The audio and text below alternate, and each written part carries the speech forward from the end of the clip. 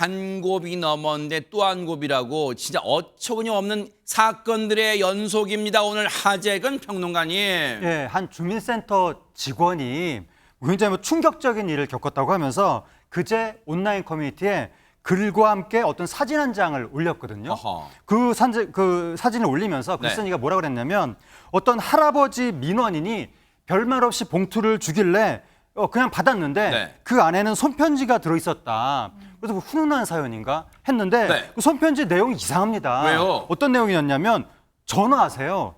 그러면 땡땡이가 마당으로 나갈게요. 여기서 땡땡이가 그 할아버지 민원인 본인인 것 같거든요. 아. 그러면서 주말 저녁에는 아무도 안 오고 혼자 있습니다. 이런 내용이 적혀 있었다고 합니다. 아니 시체 말로 그거잖아요, 여러분. 안물안궁. 물어보고 싶지도 않고 궁금하지도 않아요. 주말에 저 노인이 혼자 있든 말든 주민센터 직원이 왜 알아야 돼요? 혼자 있든 말든 안물안궁인데. 아니 근데 박선배 변호사 이거 편지를 잘못 전달한 거 아니에요? 주민센터 직원분들 그 잘못 전달한 거 아닌가요? 편지 배달 사고 아니에요? 잘못 전달한 게 아닙니다. 편지지를 잘 보시면 그 위에 숫자 2가 적혀져 있는데 두 번째 장이라는 의미 같습니다. 아니나 다를까 편지는 한 장이 아니었습니다. 글쓴이에 따르면 이 봉투 안에는 무려 4장의 편지가 들어있었다고 하는데 편지를 모두 읽어본 글쓴이 충격에 말을 잇지 못했다고 왜요? 합니다. 주민센터 직원이 민원인으로부터 받은 편지라기에는 지나치게 부적절한 내용이 담겨 있었기 때문입니다. 뭔데요 또? 공개된 편지 내용 더 살펴보겠습니다. 인천에서 사는 동생이 있는데 이 동생은 2달에 한 번씩 토요일과 일요일은 안 오고 다른 날 온다. 땡땡과 애인한다면이라는 내용이 적혀 있습니다. 여기서 땡땡은 앞에서도 설명드렸듯이 민원인 본인의 이름을 쓴 것으로 보이는데 글쓴이는 편지 4장 모두 이렇게 애인을 구한다는 내용과 함께 성적인 행위를 묘사한 음담패설로 가득했다고 합니다. 뭐라고요? 성적인 행위를 묘사한 내용들이 여러분 감 잡으셨죠? 저렇게 짙은 색으로 글자를 지운 부분이 아마 그 몹쓸 성적인 행위를 묘사한 부분 같은데 유인경 평론가님 이게 지금 저희가 얼굴에 화끈거려서 이걸 못 읽겠어요. 본인과 애인이 되어달라는 얘기예요 지금? 예, 그 옆에 있던 직원이 대신해서 왜냐면 편지를 받은 직원은 너무 황당해갖고 이제 넋을 놓고 있으니까 무엇을 원하시냐고 할아버지한테 물어보니까 네. 정말 충격적이게도 애인을 원합니다라고 진지하게 얘기를 한 거예요. 이 편지를 받은 그래서 이제 공개를 한 글쓴이는 정말 성희롱을 당한 기분이라면서 너무 충격을 받아서 낮에 가만히 있다가 다른 직원의 도움으로 겨우 할아버지 쫓아냈다고 합니다. 네. 근데 이후 글쓴이가 대체 왜 주민센터에서 애인을 찾냐고 온라인 커뮤니티에 담담하게 토로했는데요. 사실 100세 시대이기 때문에 너무나 많은 어르신들도 애인 구하고 싶고 뭐 성적 욕구도 있으시겠죠.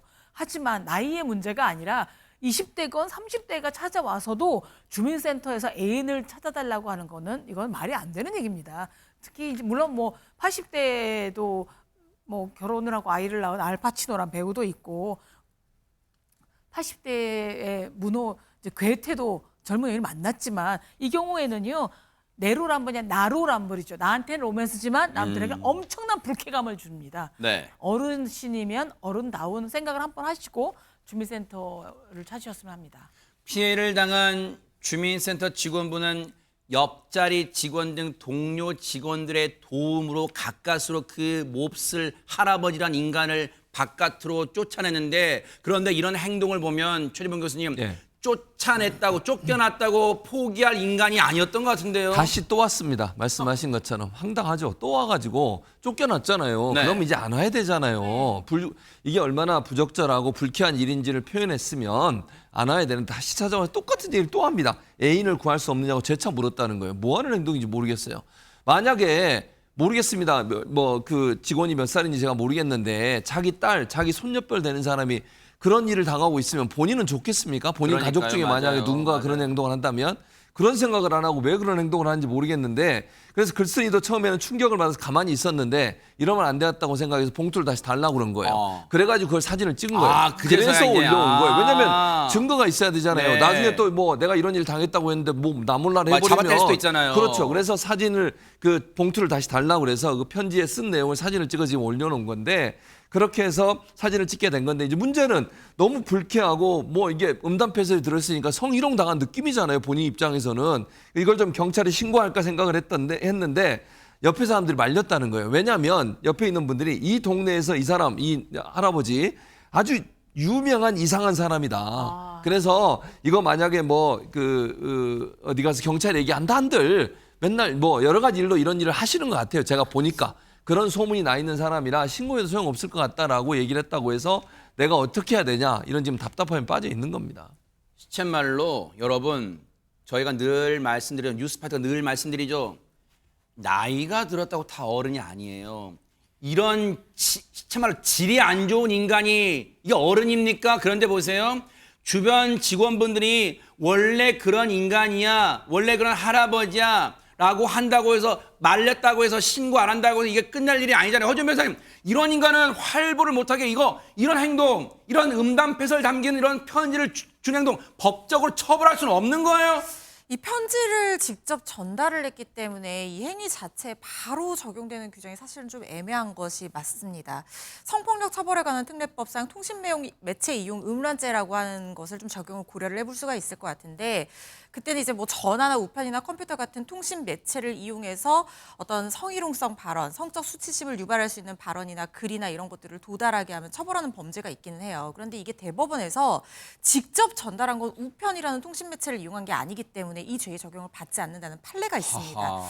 그래서 이 성폭력 처벌법으로 처벌하기는 좀 어려울 것 같고 이게 뭐 내용상 뭐 신체에 어떤 위해를 가하겠다, 해악을 고지하는 어떤 협박으로 보기도 좀 애매한 부분이 있고요.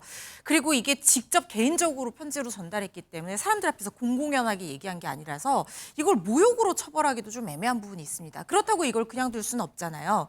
처벌 수위가 좀 약하기는 하지만 경범죄 처벌법으로 제재를 가하는 것을 생각해 볼 수 있을 것 같고 그리고 또 한 가지는 네. 이 사람이 반복적으로 찾아왔잖아요. 피해자가 동일한데 명시적인 의사에도 불구하고 계속해서 반복적으로 찾아와서 이런 행위를 했다라고 하면 스토킹 처벌법 위반을 고려해 볼 수도 있을 것 같거든요. 어떻게든 제대로 된 어떤 처벌이 이루어질 수 있도록 최선을 다해 근거 규정을 찾는 것이 필요해 보입니다.